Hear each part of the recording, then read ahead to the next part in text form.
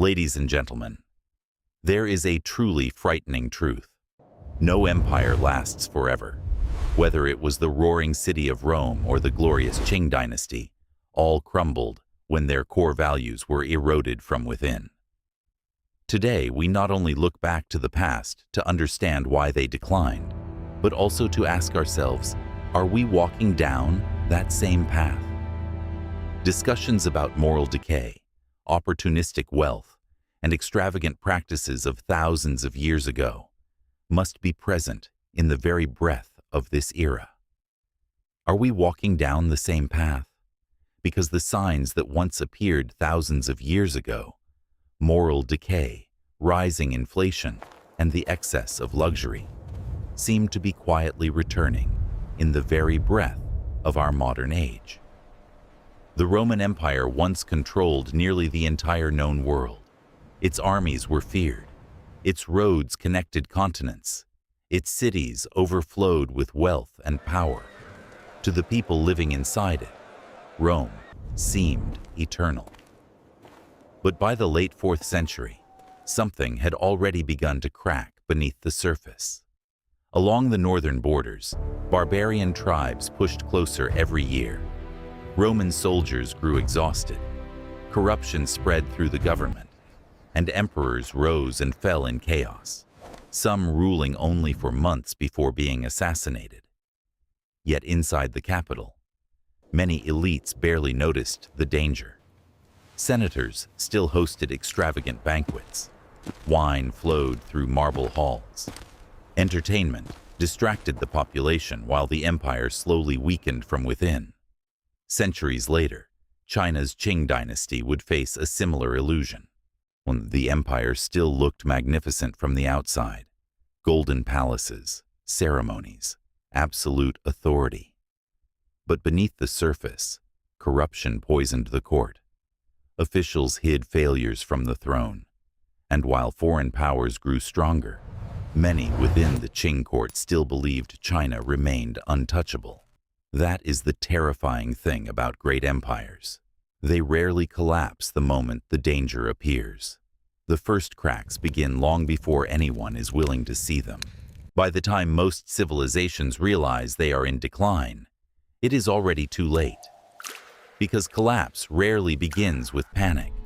It begins with normal life continuing as if nothing is wrong.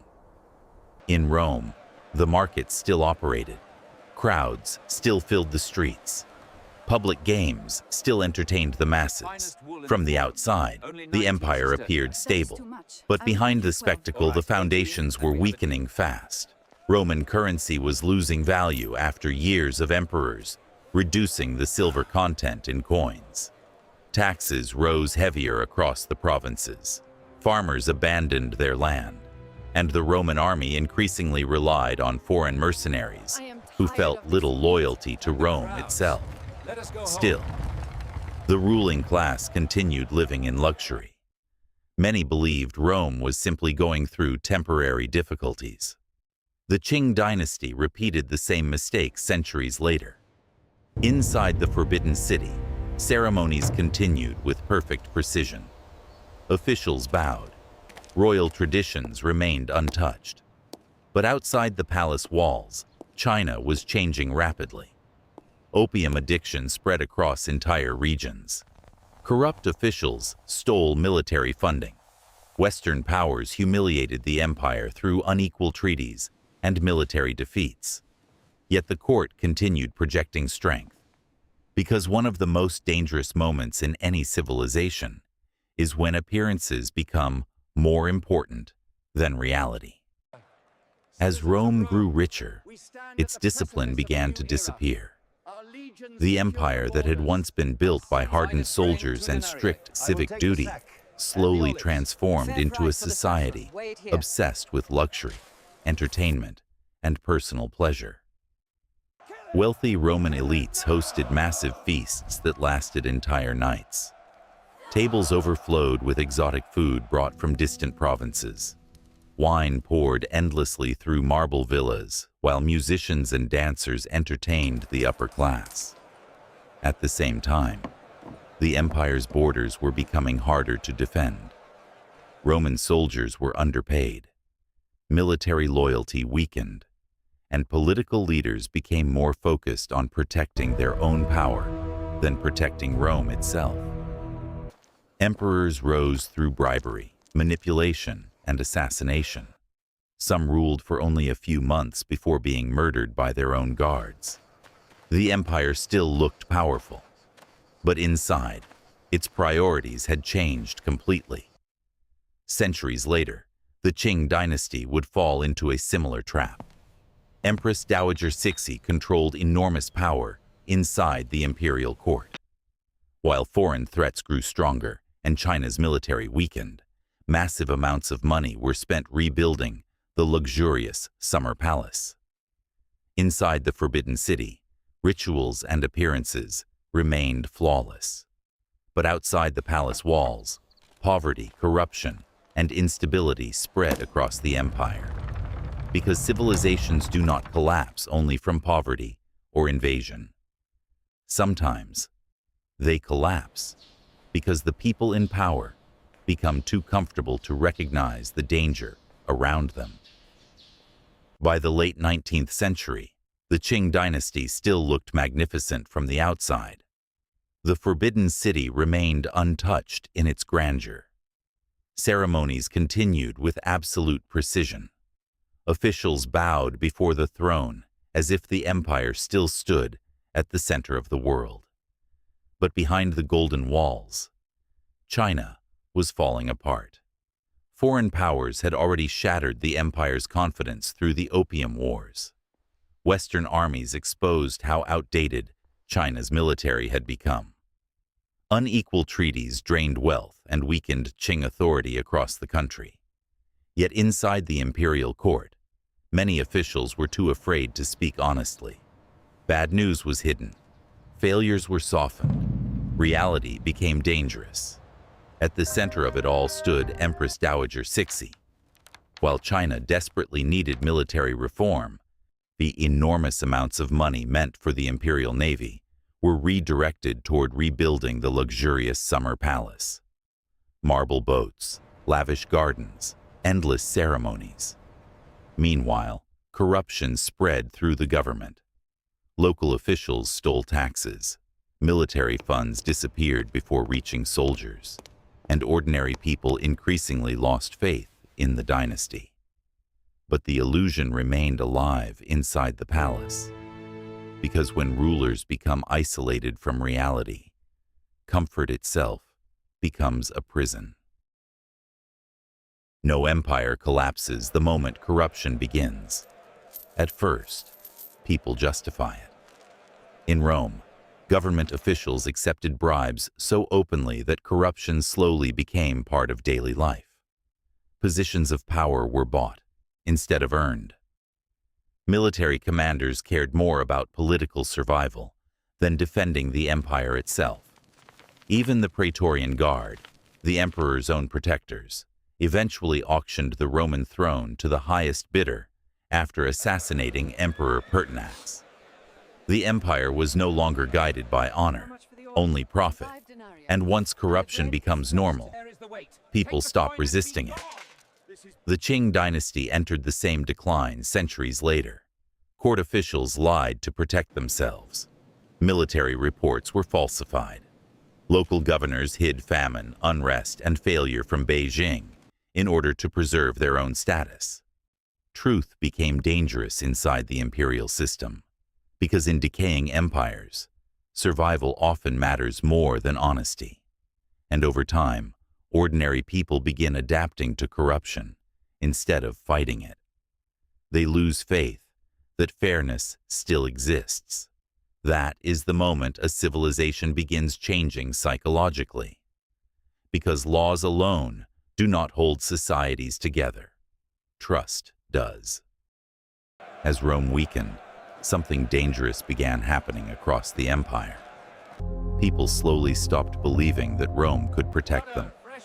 Farmers abandoned their land to escape crushing taxes. Local communities relied more on themselves than on imperial authority. And wealthy elites withdrew into private estates, caring less about the empire and more about protecting their Rains own again wealth. tomorrow. The idea of Rome still existed, but the loyalty that once held it together was disappearing. Even the Roman army changed. More and more soldiers were recruited from foreign tribes who fought for payment rather than loyalty to Rome itself. The empire still functioned on the surface, but emotionally, its people were already drifting away from it. The Qing dynasty faced the same silent unraveling. As corruption spread and foreign powers gained influence, the ordinary Chinese citizens increasingly lost trust in the imperial court. Rebellions erupted across the country. Secret societies expanded. Regional leaders gained more power than the central government itself. The dynasty still ruled China officially, but millions of people no longer believed the Qing court truly represented them. And that is the terrifying stage of decline most empires never recover from.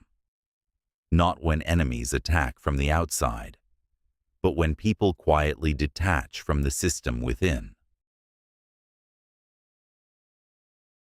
One of the clearest signs of imperial decline appears in something ordinary: money. In Rome, emperors repeatedly reduced the silver content inside Roman coins in order to create more currency and fund the empire's growing expenses.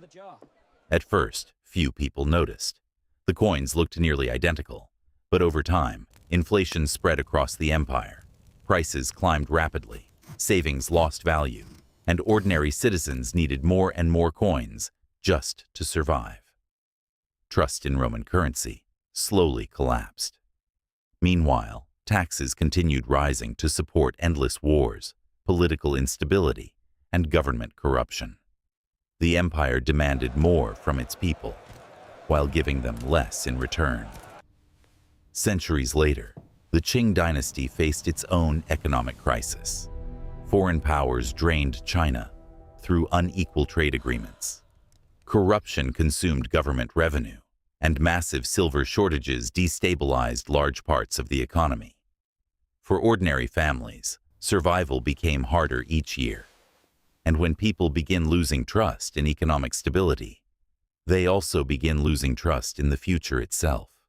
Because economies do not collapse only through numbers. They collapse when people stop believing the system is fair. At the beginning of decline, governments become weaker, but near the end, they become slower. In the late Roman Empire, officials struggled to control distant provinces. Communication weakened, military responses arrived too late, and local leaders increasingly ignored orders from Rome itself. The empire still had laws, but enforcing them became harder every year.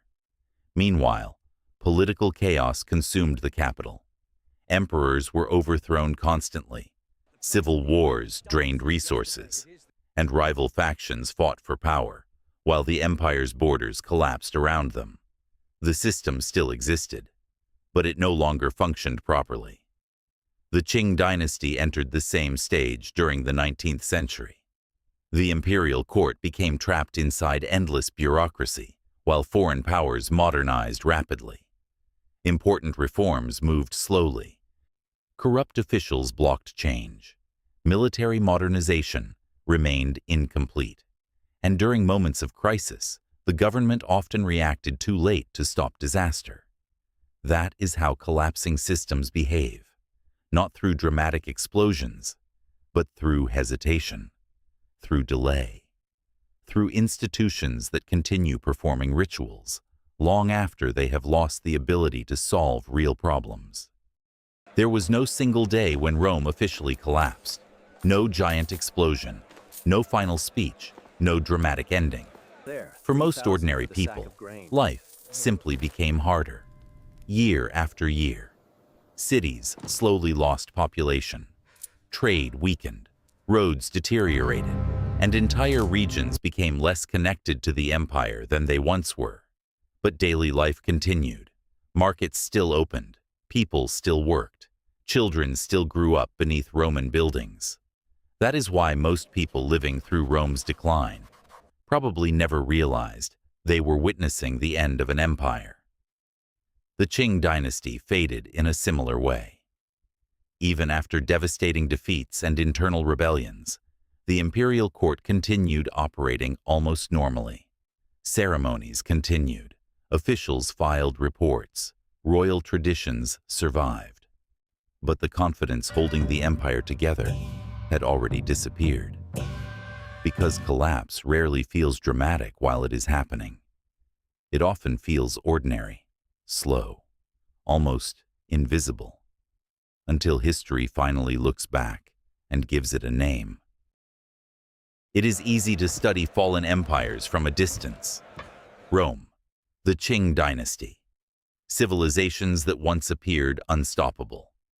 Looking back now, their collapse seems obvious, but the people living inside those empires rarely saw it that way. Most believed their systems would continue forever, even as corruption spread, even as economic pressure increased, even as political trust weakened. Because decline does not always feel like disaster. Sometimes it feels like normal life continuing. That may be the most uncomfortable lesson history leaves behind. The warning signs often appear long before collapse itself. Extreme wealth, concentrated among elites, rising distrust in institutions, economic instability, political division, a society increasingly distracted by entertainment, while deeper problems quietly grow beneath the surface. History does not repeat itself perfectly, but human behavior often does. And perhaps the real question is not whether Rome or the Qing dynasty could have been saved.